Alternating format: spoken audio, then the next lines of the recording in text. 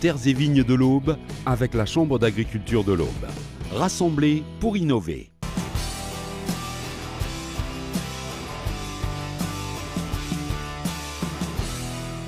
Le premier numéro du magazine biannuel Nature Aube a été distribué via la presse écrite locale début juillet à près de 30 000 exemplaires.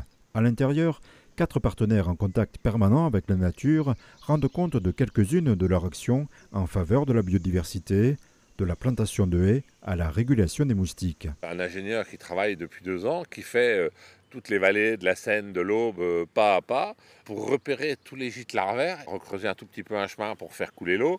Une autre place, ça sera peut-être mettre une buse pour que l'eau puisse couler. Après, il y a plus d'insectes, il y a plus d'animaux qui mangent les larves et autres, parce que le milieu est favorable à la vie et à la biodiversité. On a planté en 2020 10 km de haies, c'est-à-dire qu'on a quand même mis 20 000 plants dans nos campagnes. Les haies apportent énormément à l'agriculture, énormément à la chasse et puis non, pour la biodiversité et puis pour la beauté des paysages.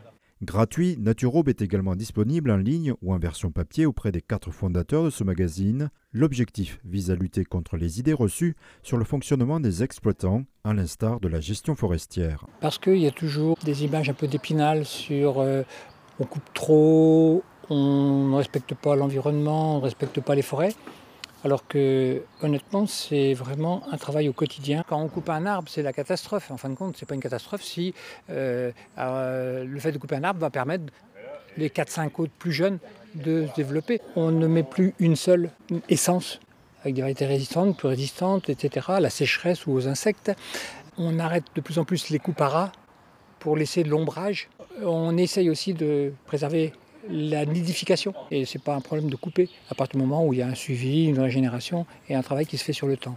Sur le fond, Nature Aube vise à rééquilibrer les dénigrements de l'agribashing et démontrer les actions des acteurs ruraux qui, au sein de la société civile, agissent eux aussi pour la protection de la biodiversité. L'eau, l'alimentation locale et l'énergie. On est vraiment au cœur de ces problématiques. Et ce que l'on veut, c'est, vous voyez bien, on se fait attaquer.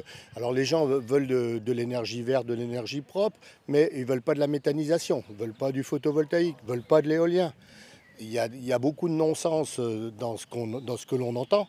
Et nous, les agriculteurs, acteurs aussi du territoire et de l'économie, on veut donner notre vision aujourd'hui du territoire. L'idée des 4 acteurs, on a trouvé qu'on avait des axes communs justement à défendre. D'autres parlent à notre place, donc pourquoi pas reprendre la main. Les fondateurs de ce magazine espèrent fédérer d'autres acteurs en contact avec la nature pour le prochain numéro.